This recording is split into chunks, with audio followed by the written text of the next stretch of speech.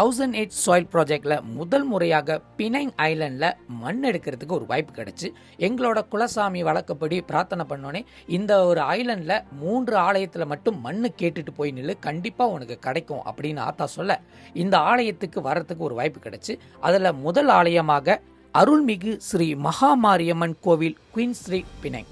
சுருக்கமான இந்த ஆலயத்துக்கு இன்னொரு செல்ல பேர் இருக்குது, குயின் ஸ்ட்ரீட் மாரியம்மன். இந்த ஆலயத்தில் ஒரு பிடி மண் எடுக்கிற அளவுக்கு வசதிகள் இல்லை. இருந்த போதும் கூலிம் மேரா எஸ்டேட் சேர்ந்த ஒரு நபர் அவங்க ஸ்ரீ மகாமாரியம்மனுக்காக லலிதாம்பிகை மந்திரத்தை சொல்லி குங்குமத்தை சேமிச்சுட்டு வந்திருந்தாங்க.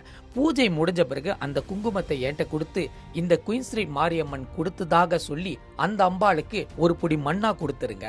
இதுதான் அம்பாளோட மகிமை. ஓம் சக்தி. இந்த வேளையில டெம்பிள் மேனேஜ்மெண்ட்டுக்கு நன்றி தெரிவிச்சுக்கிறேன்.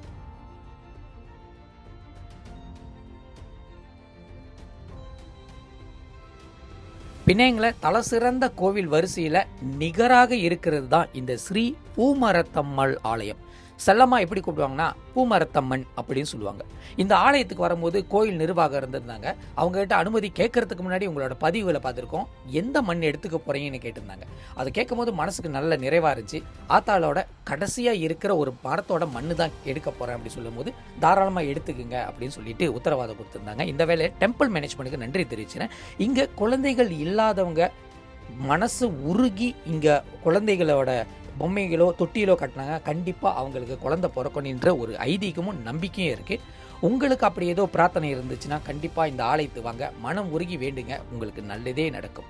இங்கே இருக்கிற ஊர் மக்களும் சரி, இந்த ஊருக்கு வந்துட்டு இந்த ஆலயத்தை கண்டுட்டு போனவங்களும் சரி, கண்டிப்பாக அவங்க சொல்கிற வினோதமான கதைகளும் விசித்திரமான கதைகள் கட்டையிலும் உங்களுக்கே வியப்பாக இருக்கும்.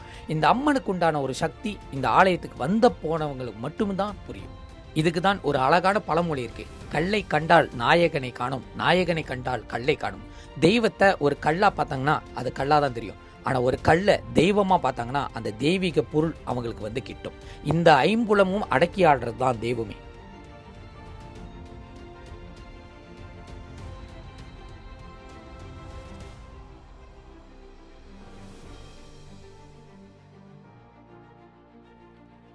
நூற்றி 34வது ஆலயம் ஸ்ரீ பூவாடகாரி வீரன் கோவில் ஜெலுத்தோங் பிணைங்.